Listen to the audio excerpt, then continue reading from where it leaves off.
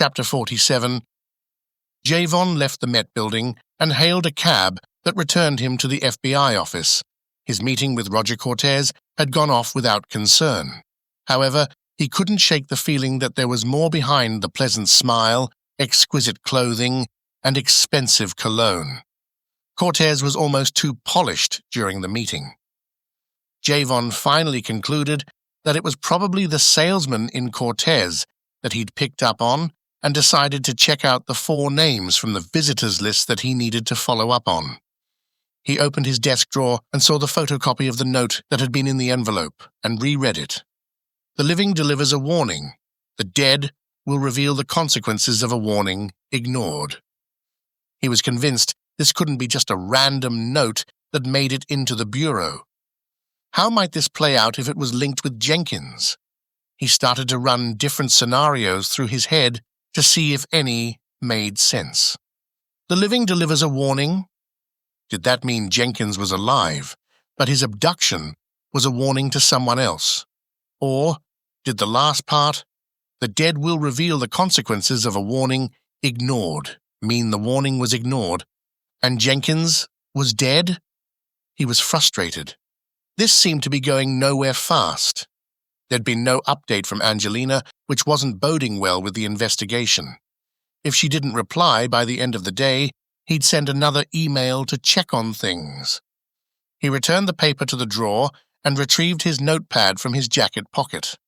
Flipping through the pages, he came to the first name of 4 on the list he didn't recognize. The registration said her name was Helen Chan, and the company she worked for was the Labor Gazette in St. Louis. Looking up the newspaper on Google, he read that the newspaper was the official labor newspaper for the greater St. Louis and southern Illinois area. He called the paper's main switchboard and asked to speak with her. The operator answering the call transferred him to her local. "Hello, Helen speaking." "Good afternoon, Helen. This is Special Agent Morris from the FBI calling." "Oh, hi.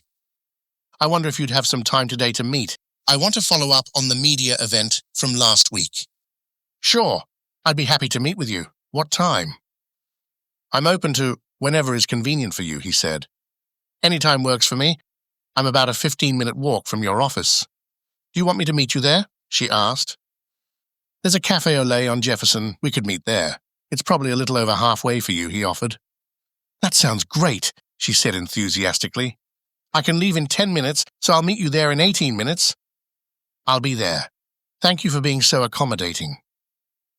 After speaking with Helen, Javon felt this would be a waste of time. However, he'd already committed to meeting with her. It was pretty evident she wouldn't be the type to sneak anything into the FBI.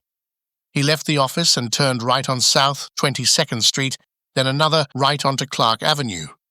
He arrived within 11 minutes and sat at an empty table by a window so he could watch for her. Right on time, 7 minutes later, he saw a slim, attractive Asian woman who looked to be in her late 30s approaching the entrance.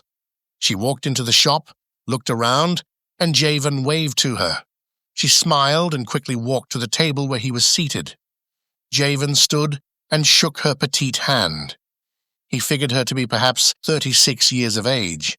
She was well-dressed with dark hair and dark eyes that sparkled.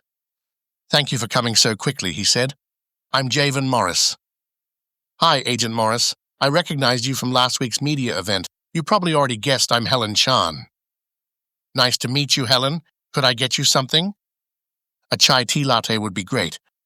I'll be right back." Javon went to the counter and ordered Helen's drink and a coffee for himself. He paid for the drinks and waited at the counter while they were prepared. The barista handed him the drinks, and he brought her latte back to the table and placed it in front of her. "Thank you very much." She took a sip. These are so good."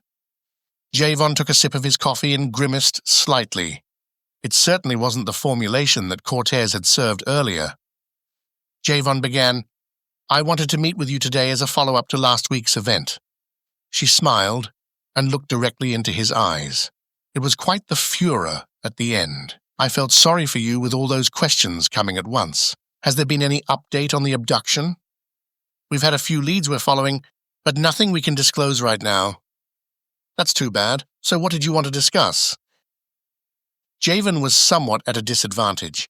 She'd exuded so much cheerful energy when speaking with her on the phone, he got caught up in her enthusiasm. After hanging up, he'd not thought much about what he would ask her. Then a thought crossed his mind. I was wondering if you had noticed anything unusual with any of the people at the event. Unusual? In what way? Well, someone acting odd, standing away from everyone or looking nervous. Things like that. She thought back to that day and replayed the scene in her mind. After a few moments, she responded. I noticed 2 people acting like they couldn't wait to get out of there, but that's pretty normal when you're somewhere you'd rather not be. Do you recall what they looked like? Male or female? I can do better than that. I can tell you their names. They're well known within the St. Louis business community. Do you know who Sandra Brown and Roger Cortez are? Yes, I'm familiar with them, Javon admitted. What actions made you think these 2 were acting strangely?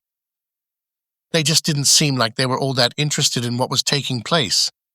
Talking with each other the whole time you presented your information. Giggling, which I found very inappropriate. When the scrum occurred near the end of the gathering, I noticed they shuffled to the back and quickly exited the room. I assume they left the building right after that. Okay, did you notice any others? A couple of the local news reporters that I'm familiar with. They always show up at these things, I think, to get out of the office. They always act disinterested because, in reality, they are. Could I ask you one more question? Sure. Javon pulled out his booklet from his jacket pocket and flipped the pages until he found the name he was looking for. Is the name of one of the other reporters you mentioned Tom Barker? Yes, and the other is Tom Halloway. Within our local newspaper community, they're known as the Tommy Guns. Yeah, I'm gonna do it. Javon smiled. I think I know a few people like that. They say they'll do something, but it takes them forever to get around to doing it. Exactly. I worked with Tom Barker for a few months. It was terrible. Finishing their drinks, they parted company and returned to their respective offices.